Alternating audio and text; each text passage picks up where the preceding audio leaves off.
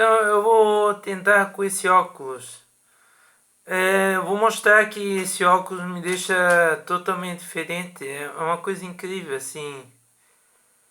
Eu vou ler mais um pouco desse livro. Não, esse é o outro. Nem Kissinger, nem Castor. O livro do Lindo LaRoche. É incrível, assim, com aquele... onde é que tá? Com esse óculos eu uso mais recursos estilísticos. É gostoso de ler, só que...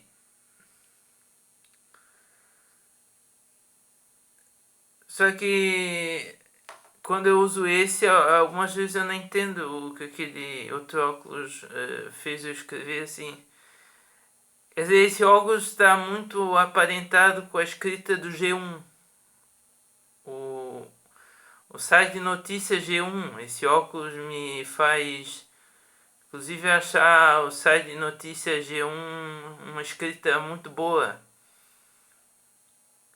O que antes eu dizia que era algo robotizado, né?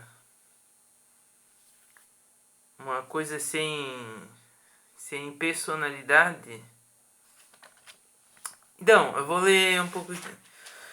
Essa faculdade superior de autoconsciência é a que Platão associa com o conceito da hipótese superior. Nesse aspecto da consciência, situamos as faculdades mentais criadoras necessariamente aparentadas com os descobrimentos científicos fundamentais.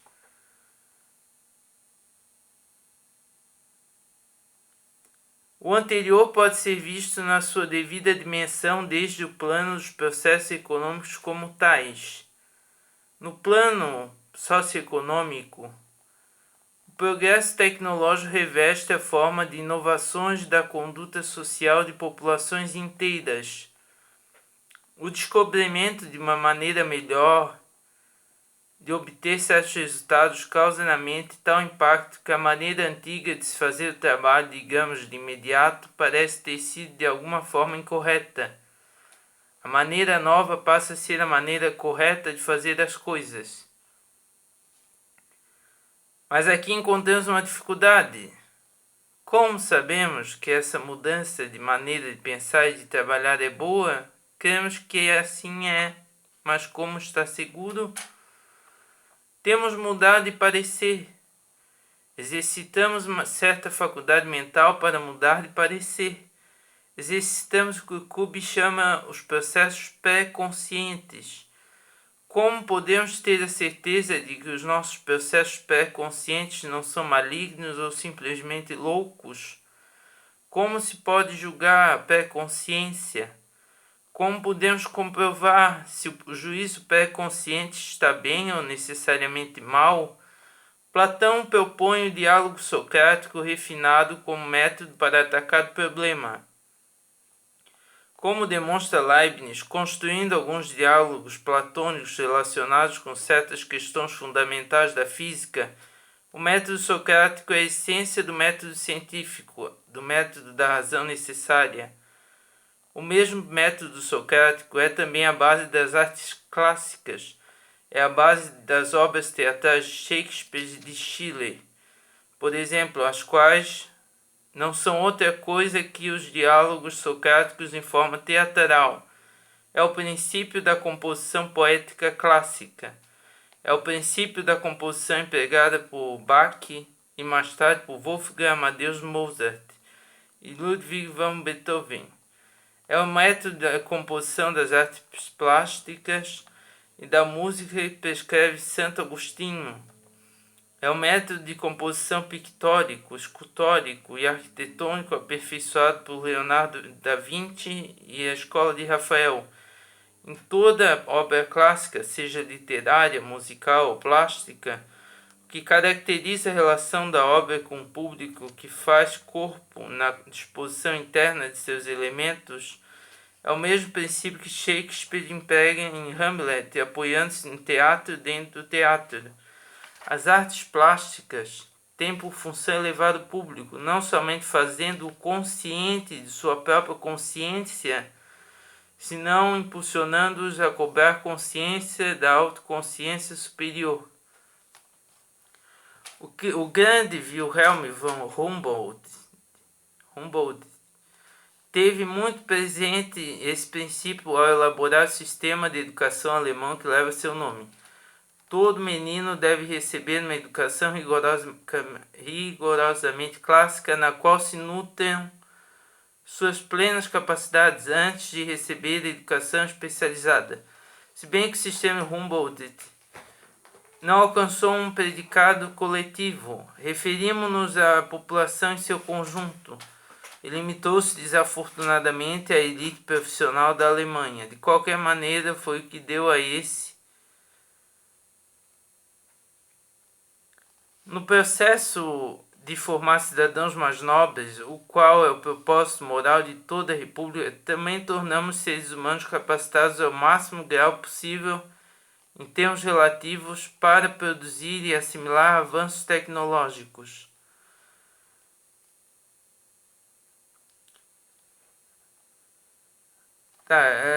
Ali em cima, de qualquer maneira, foi o que deu a esse país a preeminência científica universal de que gozou até o início da década de 1920, a literatura clássica, em especial a grega antiga, a filologia clássica, etc., foram as sementes da maior proliferação de gênios científicos que se tem visto. Parecerá um pouco incrível hoje. Durante o século XIX, com raízes nas perigosas falácias da filosofia de René Descartes, produziu-se o preconceito hoje vão e absurdo de que as artes e as ciências são compartimentos estanques do conhecimento, governados cada um deles por seu próprio conjunto distinto de princípios. Exemplo disso é a maligna influência da Irmandade pré-rafaelista de John Ruskin e Benjamin Jowett, da Universidade de Oxford, que se empenharam em impor irracionalismo em todas as formas de arte e da vida política.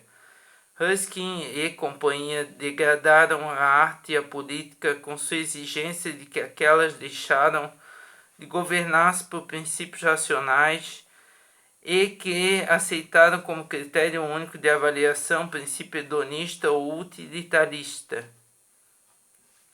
Hoje temos, por exemplo, a tão inconsciente quanto perigosa proposta de que a juventude de uma sociedade deve receber somente a educação que necessita para desempenhar seus trabalhos repetitivos, que se espera que se realize no futuro, seja em seu emprego ou na vida doméstica. Não eduquemos demais aos que no futuro desempenharão ocupações domésticas de qualquer maneira. Essa é a divisa de toda a gentalha dessa laia do mundo. A consequência inevitável de semelhante critério educativo e cultural é a de incutir nos futuros cidadãos da nação incapacidade de governarem-se a si mesmos e a falta de desenvolvimento de sua capacidade de produzir e assimilar avanços tecnológicos.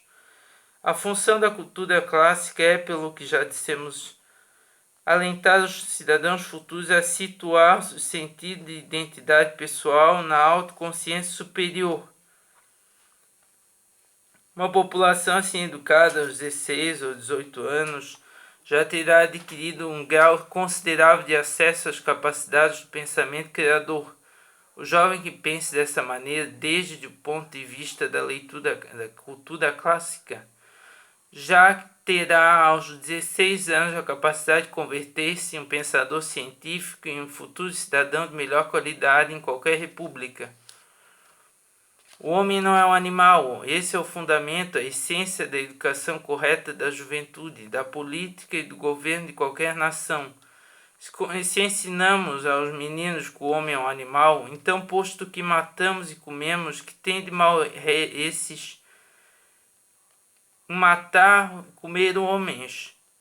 Que diferença existe entre os homens e seu conjunto e os animais e seu conjunto?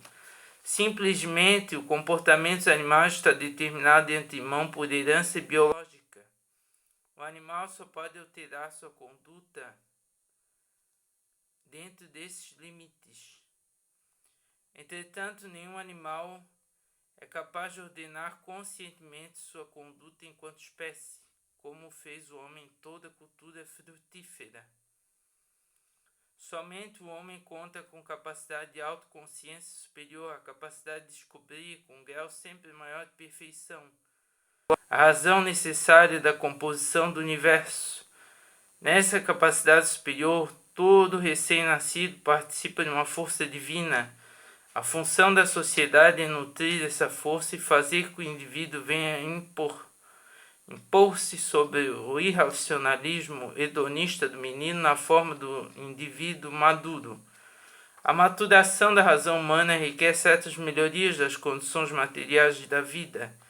Por exemplo, como se pode lograr que cada jovem de 16 a 18 anos receba uma educação clássica, se a produtividade e a esperança de vida da sociedade de 40 a 50 anos para seguir produzindo indivíduos de gerações sucessivas e para proporcionar as condições materiais de vida a níveis individuais indispensáveis para cultivar devidamente a força divina dessas gerações, é indispensável melhorar a tecnologia em certo grau.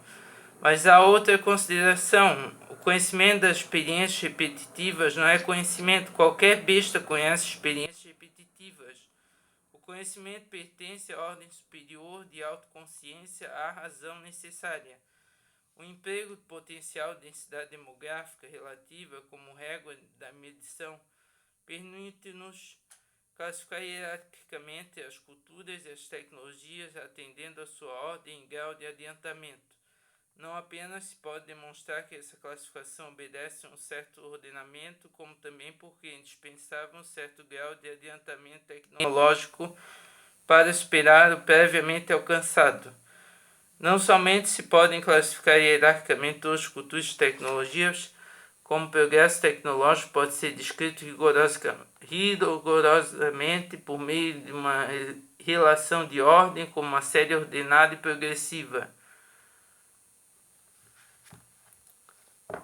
Então, ele fala